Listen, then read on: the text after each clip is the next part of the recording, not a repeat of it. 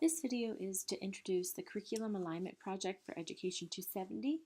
The purpose of this assignment is to gain experience in using literature to meet curriculum goals. This project will also help you gain practice in finding resources to use to match to your curriculum. Last, you will learn to use the integrative literature model in planning content lessons. This week in your presentation, you learned about the importance of integrating literature when teaching in the content areas. And so we're going to put this together with basically what you've been doing with our weekly literature sharing and combine the two to make a thematic unit. So the procedure is 5 steps. Procedure number 1 is choose a theme. This theme may be the theme that you've already selected for your children's book list project, or you may select a brand new theme.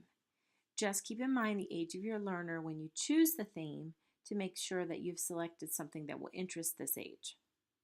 Number 2, you're going to go to the Pennsylvania State Standards website. That's www.pdesas.org.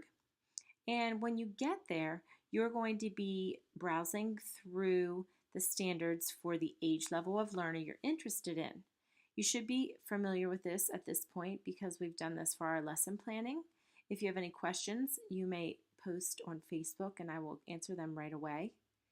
You have 2 jobs when you get to the Pennsylvania State Standard website. The first one is to look for literacy skills to teach during your theme. So you've noticed in the green that we have some choices. You will need to choose 3 literacy skills. Now there are 4 listed here, and from those 4 you're going to pick 3. So comprehension, phonics or phonemic awareness, and vocabulary. Now if your concentration is in the upper elementary grades, you may want to substitute fluency or writing standards for the phonics or phonemic awareness category because upper elementary students would not have a need for phonics or phonemic awareness practice. Out of all the literacy skills, you will need to have a total of 3. So you can see you have lots of choices. Next, you're going to move on, and at the same website, you're going to stay in your grade level, and you're going to choose 2 content areas. Content areas could include math, writing, social studies, science, or health. From your 2 content areas, you're going to decide on a skill to teach. So we have 5 different choices right there. You're only going to need to pick 2 content areas. So maybe you want to select math and writing, choose a math standard, choose a writing standard. Maybe you want to choose science and math, choose a math standard, choose a science standard. So at the end of this, you will have selected 5 standards to teach during your theme. 3 standards will be from the literacy area, and 2 standards will be from the content area. After you have your standard, you're going to move into the area of choosing literature. Now, if your theme comes right from your children's book list project, you will already have 5 books selected. If those books meet the needs that you have with your standards, you can continue with that literature. If you need to find any additional literature, this is when you'd start looking. Please note that you will be required to list and label the title, the author, and whether the book is fiction or nonfiction.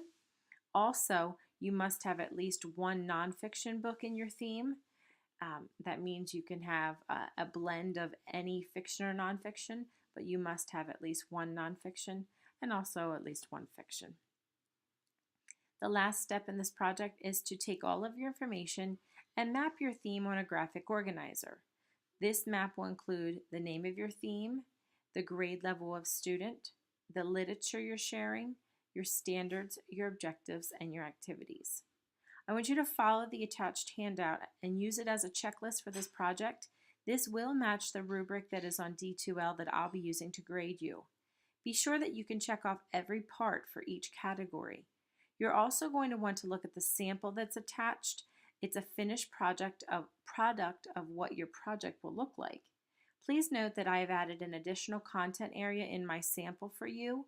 I have 6 standards chosen, and you are only required to use 5. I just wanted to give you another example of what it'll look like to plan another box on your theme. This is the checklist that you're going to follow as you move through the steps.